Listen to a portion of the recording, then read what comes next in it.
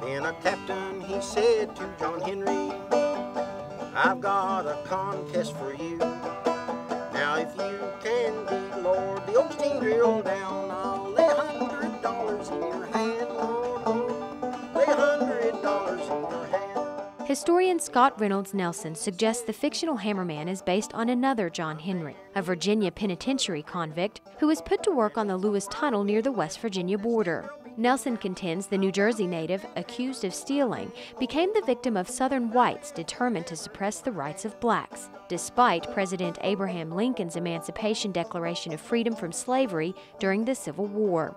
John Henry's 5 foot, 1 1/4 inches tall, 17 or 18 years old, who is picked up, and in John Henry's case, they keep upgrading the crime. Initially it's shoplifting, then it's housebreaking, then it's housebreaking and larceny. Housebreaking and larceny is clearly a felony. So John Henry is put away, along with lots of other young black men, into the Virginia penitentiary. Now the steam drill was on the left side, John Henry's on the right. Oh, they hammered all day and they hammered all night. Steam drill on the left, John on the right. Lord, Lord. Steam drill on the left, John on the right. Nelson says the idea a man not much more than 5 feet tall could work faster than a steam engine is not that far-fetched. He says the kind of engine that would have been used for drilling broke down a lot because of all the rock dust generated.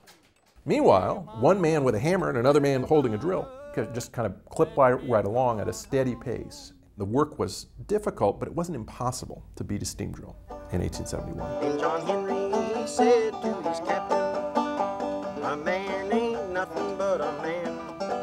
And before I will let Lord that steam drill beat me down, I'll die with that hammer in my hand, Lord, Lord, die with that hammer in my hand. Despite John Henry's mythic proportions, Nelson says men of small physical stature were often the more efficient tunnel workers. You're swinging a hammer above your head and pulling it down. The arc is going to be smaller if you're 5 feet 1 1/4 inches. And so smaller men turn out to be the best hammermen in tunnels. Though John Henry is said to have won the contest, the effort proved more than the hammerman's body could stand. So they carried John Henry to the portal, and they laid him down in the sand.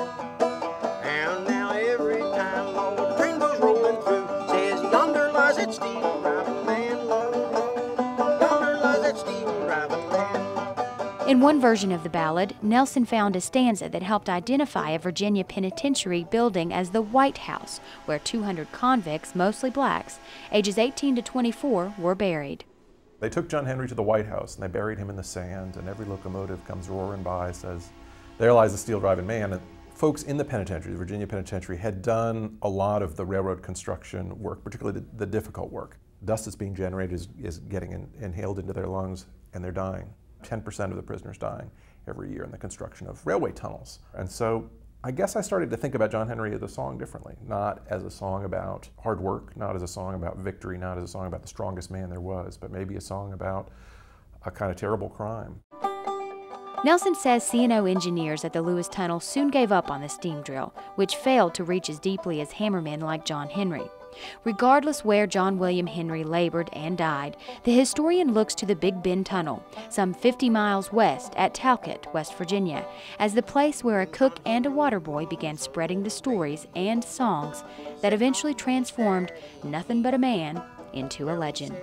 For West Virginia Public Broadcasting, I'm Jessica Lilly. She's gonna be the death of me.